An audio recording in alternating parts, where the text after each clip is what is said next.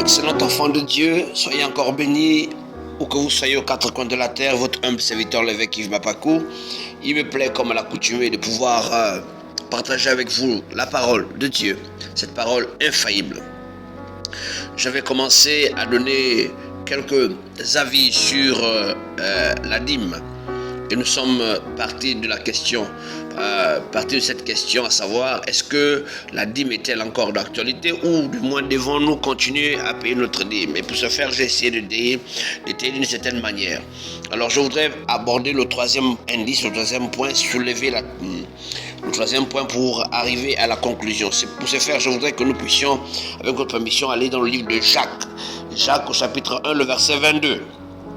La Bible dit, mettez en pratique la parole de Dieu. On dit, mettez en pratique la parole et ne vous bornez pas à l'écouter, à vous trompant vous-même par des faux raisonnements.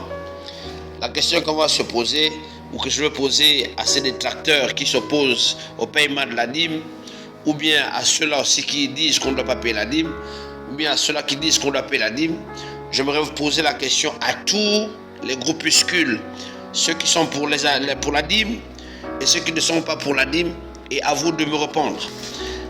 Quand la Bible dit mettez en pratique la parole de Dieu, je vais vous poser la question. Je vais vous poser la question, de quelle parole doit-on mettre en pratique? De quelle parole s'agit-il? Quand la Bible dit mettez en pratique la parole, mettez en pratique. Comment veux-tu mettre en pratique la parole si en même temps tu as des hommes qui te disent que tu ne peux pas payer la dîme? Ils sont nombreux dans le monde aujourd'hui qui sèment la confusion, la zizanie dans les esprits des enfants de Dieu. Je vous exhorte à arrêter. Si Dieu ne vous a pas appelé, si Dieu ne vous a pas mandaté pour dire des choses, il est important de vous taire. Car la Bible dit que les prédicateurs seront jugés sévèrement. Bien-aimés dans le Seigneur, j'avais suggéré que nous puissions aborder la chose un peu de la manière comme Pascal, le philosophe français, en abordant le pari pascalien, en disant, Pascal avait dit à ses contemporains, à supposer que les chrétiens disaient vrai que l'enfer existe, qui seraient les perdants? Pascal avait suggéré à ses contemporains de croire au message des chrétiens, parce que si jamais l'enfer n'existerait pas, ceux qui mourraient et ne voyaient pas l'enfer ne seraient pas perdants pour autant. Mais si et seulement si l'enfer existait, alors Pascal avait dit à ses contemporains, vous serez les plus malheureux. Pour vous prévenir de cela, pour ne pas avoir de surprise, il est mieux de croire que l'enfer existe et mettre en pratique la parole. Alors personne de vous, mes amis, personne de nous sur la terre des vivants, si ce n'est pas la foi, ne peut dire qu'il est allé au ciel et que Dieu a donné une réponse sur la dîme. Alors pour se prémunir de cela, la sagesse voudrait qu'on mette en pratique la parole de Dieu. En d'autres termes, mettez en pratique ce que la Bible dit. C'est le conseil que je veux donner à tous les chrétiens. Si la Bible dit ne vole pas, mets en pratique cela. Si la Bible dit ne tue pas, mets en pratique cela. Si la Bible dit ne commets pas d'adultère, mets cela en pratique. Si la Bible dit de pardonner, il faut pardonner. Ce que la Bible prescrit, c'est ce que Jacques veut nous dire. Mettez en pratique ce qui est prescrit dans la parole de Dieu. Pour ne pas avoir de surprise au ciel. À supposer qu'en allant au ciel, on te dise tu ne vas plus au ciel parce que tu n'as pas payé ta dîme, par exemple. Qui sera perdant? Qui sera perdant à ce moment-là? C'est pour cela, mes amis, il est important, je dis souvent à mes fidèles, il est important de mettre toutes les chances de notre côté pour ne pas avoir de surprises désagréables au ciel. Jacques dit, mettez en pratique les commandements et ne vous bornez pas simplement à les écouter et à vous essayer de vous persuader vous-même par des faux raisonnements. De quelle parole doit-on mettre en pratique? Ça, c'est la question que je pose. Nous avons Christ qui a parlé. Dans la Bible, je vous ai dit l'autre fois, dans la Bible, quand on a rassemblé les livres, d'abord il y a eu des débats à ce niveau. Il y a tellement de canons. Vous allez voir le canon, le canon hébraïque, qui va se limiter sur le Talmud. Vous allez voir le canon hébraïque qui ne reconnaît pas certains livres. Vous allez voir le canon catholique. Et encore là, vous allez encore voir le canon des orthodoxes. Vous allez voir le canon des Éthiopiens. Il y a tellement de canons. Et à l'unanimité, il y a eu des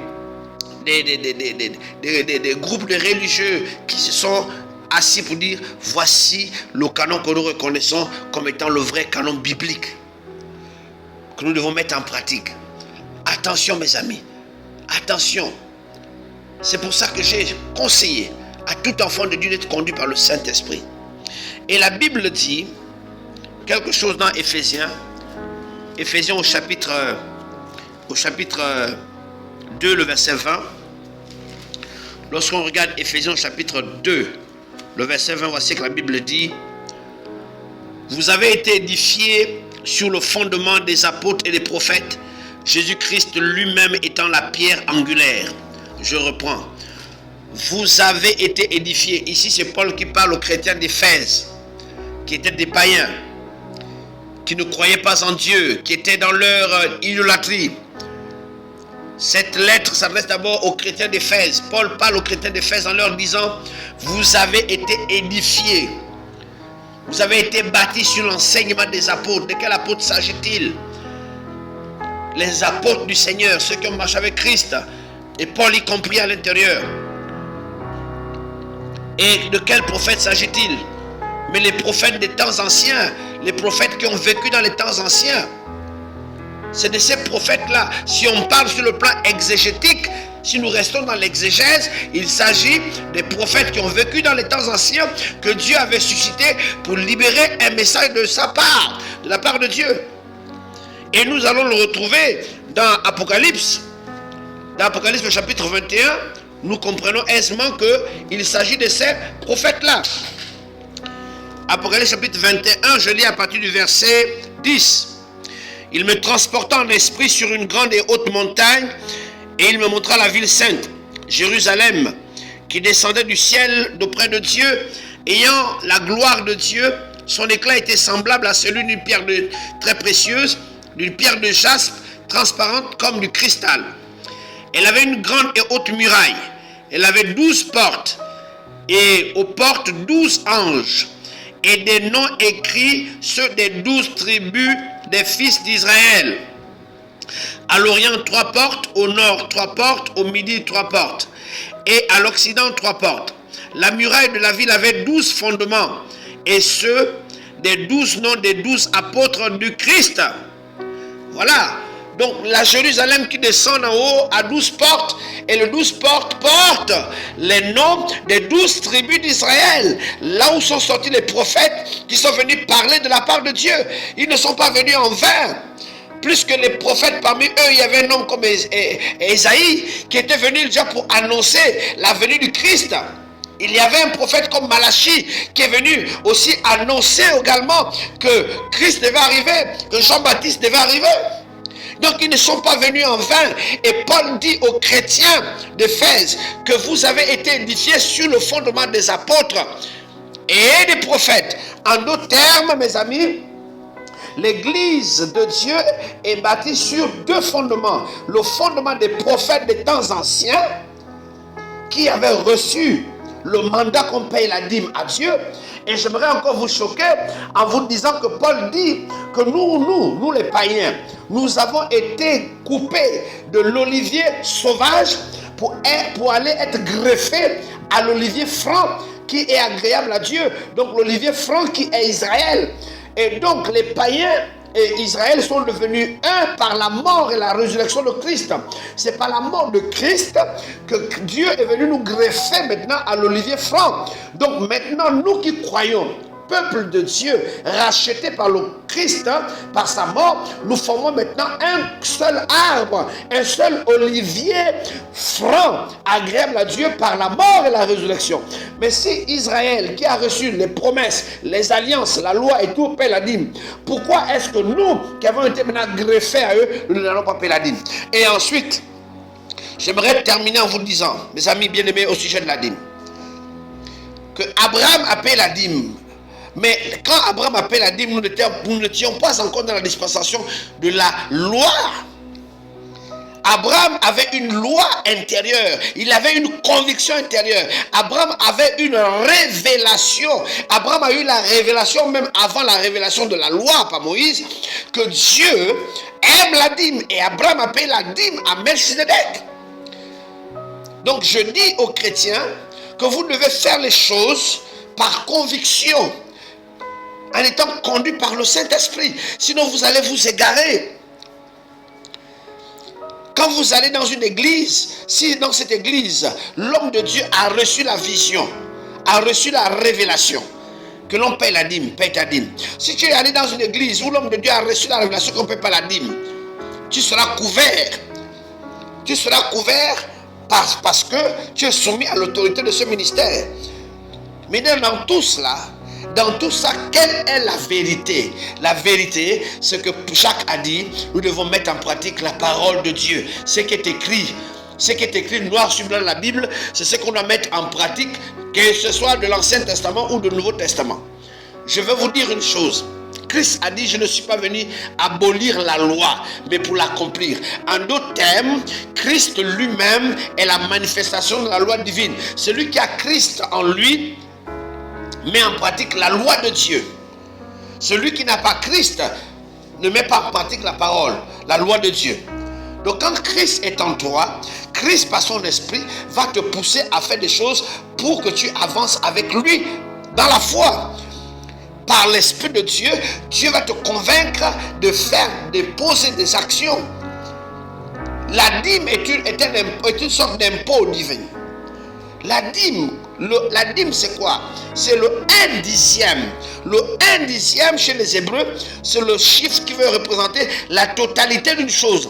Donc quand tu donnes le 1/10 à Dieu, c'est comme si tu as donné la totalité de ton salaire à Dieu. La dîme, c'est la part qui revient à Dieu. Puisque Dieu te donne la force de te lever pour aller travailler. Puisque Dieu te donne la force, même pour manger. Il y a des gens, si tu n'as pas la force, si tu n'as pas la santé de manger, tu ne manges pas. C'est Dieu qui crée en nous le vouloir et le faire. C'est la vie de celui qui assure le mouvement et l'être. Quelle est donc la part de Dieu dans ce que nous avons? Or, la part de Dieu, c'est la dîme. La dîme est sacrée. La dîme, c'est la partie réservée à Dieu. C'est la part de Dieu que tu donnes à Dieu. Voici le mystère de la dîme. Donc, celui qui ne paye pas sa dîme ne donne pas la part à Dieu.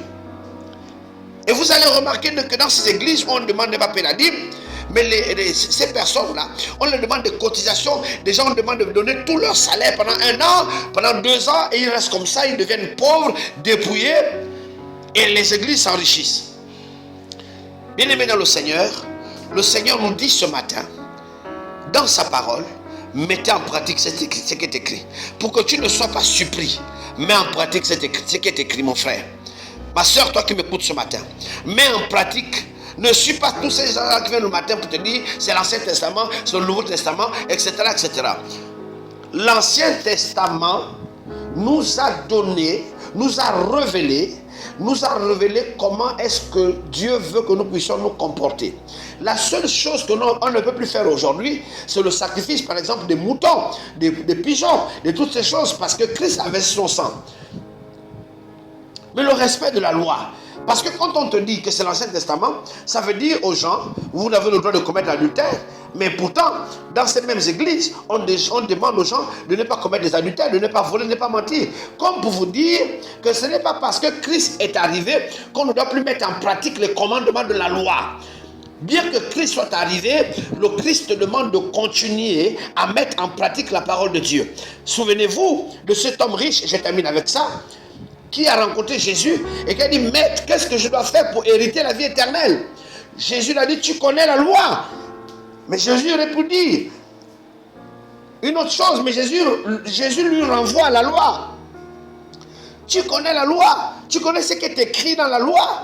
Et il a commencé à citer, tu ne mentiras pas, tu ne commettras pas d'adultère, tu ne feras pas de faux témoignage, tu ne tueras pas, etc., etc.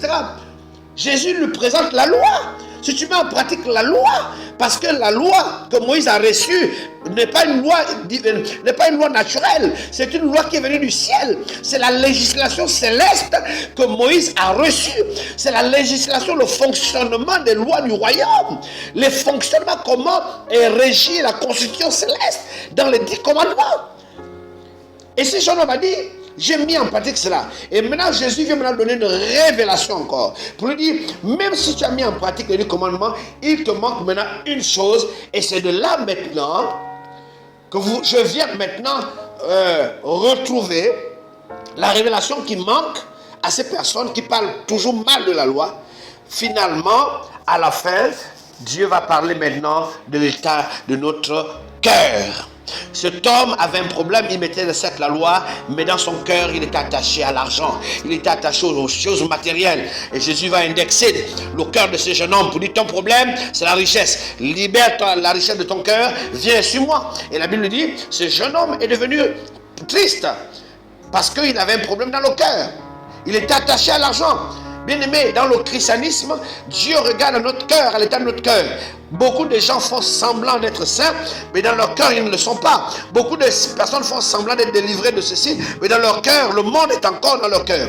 C'est pour cela, je voudrais vous exhorter à prier pour votre cœur, que le Saint-Esprit fasse sortir l'amour du monde de votre cœur.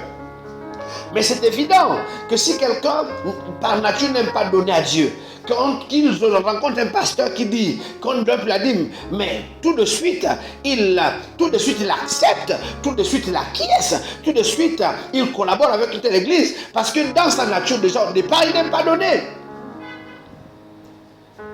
Que votre nature, mes amis, ne vous éloigne pas du Dieu vivant d'Israël. Que votre nature ne vous éloigne pas des principes de Dieu. Jésus a dit aux pharisiens, malheur à vous à cause de votre tradition. Votre tradition vous amène à violer les commandements de Dieu. Attention, deux fois l'état de notre cœur peut nous pousser à violer les commandements de Dieu. Quelqu'un qui est pingre de nature, qui est égoïste de nature, mais c'est évident qu'il accepte tout de suite un pasteur qui dit, la dîme est révolue.